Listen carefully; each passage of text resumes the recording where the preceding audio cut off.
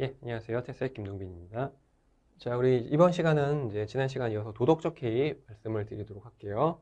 도덕적 K는 이제 정보 비대칭의 이제 두 번째 문제 유형이 될 것 같은데요. 얘는 뭐냐면 이제 선택 이후에 발생합니다. 즉, 그러니까 지난 시간에 역선택은요, 경제적 선택 이전에 발생하잖아요. 이거 살까 말까 고민할 때 발생하는 문제인데 얘는 사고 나서, 구매하고 나서 발생하는 겁니다. 감춰진 특성이 아니라 이제는 감춰진 행동으로 인해서 발생하는 문제예요. 그러니까 이런 도덕적 해이는 제품에서 발생하는 문제가 아니라 사람에게서 발생하는 문제다라고 보시면 되겠습니다. 그러니까 이제 인적 용역 계약이죠. 인적 용역 계약. 사람은 이제 돈 주고 많이들 사잖아요. 아니, 무슨 노예를 말하는 게 아니라 이제 금액을 주고 정당한 노동의 대가를 이제 얻어오려고 하는 거죠. 인적 용역 계약을 체결합니다. 그러면 여러분 당연히 이제 우리 인적 용역을 제공하기로 한 판매자는요, 구매자죠. 요새 이제 갑을 문제도 치열해 가서 갑을 이렇게 표현하기 좀 애매하긴 한데 이분이 일을 대신해 주는 거잖아. 이분을 위해서 이 사람이 돈을 주잖아. 그럼 이 사람들이 이 을은 갑의 여러 가지 이윤이라든가 목적에서 열심히 일을 해줘야 될 거 아니겠습니까? 근데 이제 어떤 일이 벌어지냐면 을이요, 갑을 위해서 일하는 게 아니라 자기 뱃속을 챙기는 거야.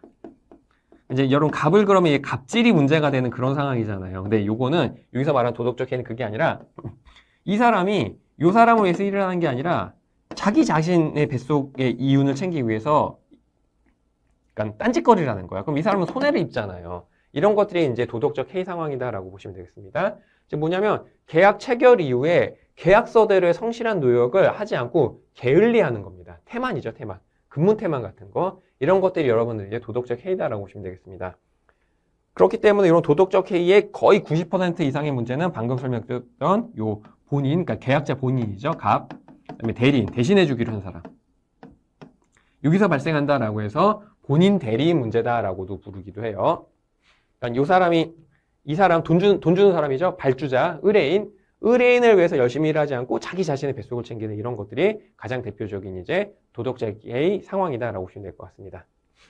자, 그 다음에 이제 뭐 이런 본인 대리인 문제뿐만 아니라 뭐 이런 것도 있을 수 있겠어요. 예를 들면 이제 화재보험을 가입을 했어. 화재보험을 가입했으니까 불이 나도 다 내가 안 물어. 그냥 보험회사 다 물어준대. 혹은 자동차 보험을 가입하니까 자동차 사고가 나도 뭐 내가 뭐 다치는 거 말고 뭐 여러 가지 이제 물적 피해가 발생해도 어차피 내가 안 물어. 다 보험회사가 물어준대. 그러니까 어떻게 되는 거죠? 화재 예방을 게을리하는 거야. 아니 가스불도 안, 몰라. 사고 나면 보험회사 다 물어준대. 상관없어. 그냥 귀찮으니까 가자. 이럴 수도 있겠고. 그다음에 차가 이렇게 뭐 끼어든다거나 하면 좀 공간을 양보 운전 해주거나 그래야 되는데 그런 것도 없어. 그냥 뭐 끼어들어가 뭐 긁으면 몰라. 보험회사 다 물어줄 테니까 나 그냥 내 갈 길 갈래. 이럴 수도 있잖아요. 안전운전을 게을리할 수도 있잖아요. 이런 것들이 이제 대표적인 도덕적 해이의 또 다른 사례다라고 보실 수가 있겠습니다. 뭐 아까 말씀드렸던 근무태만 같은 건 가장 대표적인 본인 대리 문제가 될 수가 있겠죠. 자, 그럼 얘도 이제 사회적인 정부 실패가 아니지. 이런 시장 실패의 유형으로 간주가 될 수 있기 때문에 그럼 얘를 어떻게 하면 완화할 수 있겠느냐라는 얘기입니다. 완화할 수 있는 방법은 크게 역시 또 두 가지 카테고리로 볼 수가 있겠고요. 물론 여기서 이제 두 가지 카테고리로 나누는 거는 앞서서 신호발송과 선별처럼 그 주체별로 나누는 건 아니고 이렇게 행동 양식으로 좀 나누는 겁니다. 첫 번째 방법은 이제 모니터링이죠. 감시요, 감시. 돈 주는 사람이 내가 돈 주는데 이 사람이 내 대리인이 정말 일 잘하나 못하나 뒤에서 감시하는 겁니다.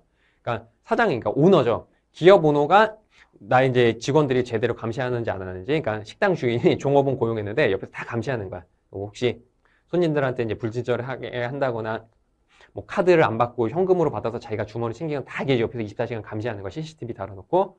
근데 이거는 이제 여러 가지 비용 문제가 발생할 수가 있겠죠. 우리 사장이 다 일거수일투족을 직원들을 쫄래쫄래 쫓아다닐 수는 없잖아요. 그렇기 때문에 감시라는 방법이 언제 어디서나 먹히는 그런 방법은 아니다라는 얘기입니다. 그래서 우리 현실적으로 생각할 수 있는 두 번째 전략이 뭐냐면 이제 인센티브 디자인, 유인 설계가 되는 거죠. 즉 뭐냐면 당근과 채찍을 적절하게 조합을 하는 겁니다. 특히 이제 그 본인 대리 문제를 해결할 때 이런 유인 설계 전략을 많이 쓰겠는데요. 뭐냐면 내가 돈을 줘. 그러니까 내가 갑이야. 내가 발주자라고요. 내가 발주자라고. 발주자.